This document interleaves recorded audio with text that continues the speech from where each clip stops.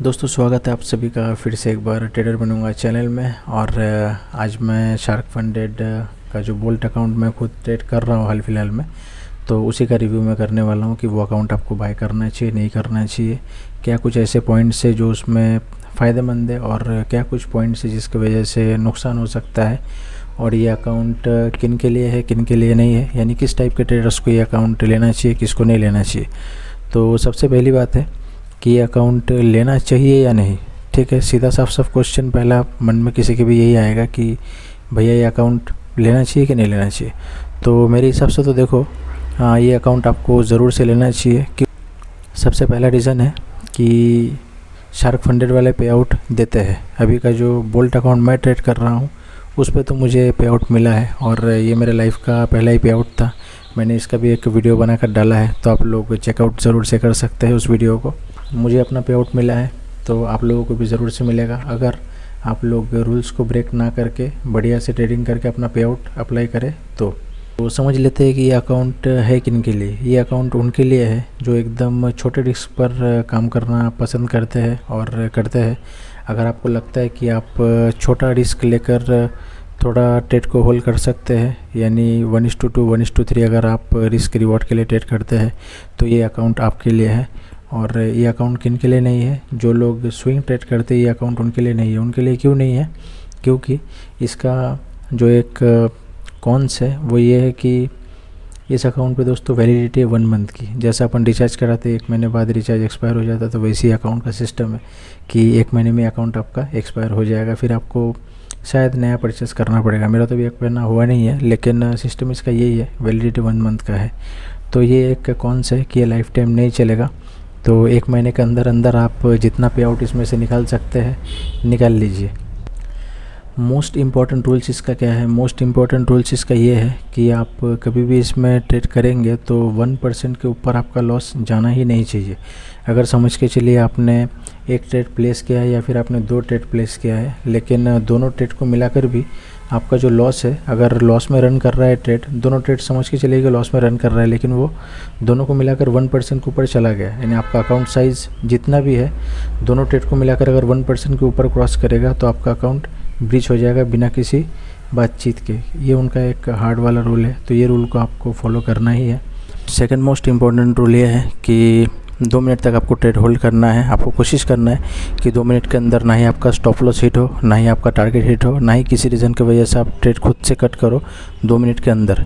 अगर 2 मिनट के अंदर कोई ट्रेड क्लोज हो जाता है, स्टॉप लॉस हिट हो जाता है, टारगेट हिट हो जाता है, तो इस केस में आपका अकाउंट ब्रीच तो नहीं होगा, लेकिन वो जो ट्रेड है वो अलग काउंट होगा। काउंट ऐसे होगा कि वो टिक स्कैल्पिंग वाला एक रूल है इनका, तो वो टिक स्कैल्पिंग वाले काउंटर में चला जाएगा। वहाँ पर दिखने लगेगा कि भैया तुमने 2 मिनट के अंदर ये वाला ट्रेड क्लोज कर दिया है, तो वो टिक स्कैल्पिंग में काउंट हुआ है। और ये चीज़ आपको 10% तक अलाउड है। 10% तक यानी समझ के चलिए आपने अगर टोटल ट्रेड्स किया है 11-12, तो उसके अंदर आप एक टिक स्कैल्पिंग आपको अलाउड है। और अगर आपने 20-22 trades, total number of trades आपके 20-22 है, तो उसके अंदर आप 2 टिक स्कैल्पिंग कर सकते हैं। यानी अगर बाई चांस 2 ट्रेड आपके 2 मिनट के पहले क्लोज हुए हैं और टोटल नंबर ऑफ़ ट्रेड्स आपने 20-22 किया है तो वो चलेगा।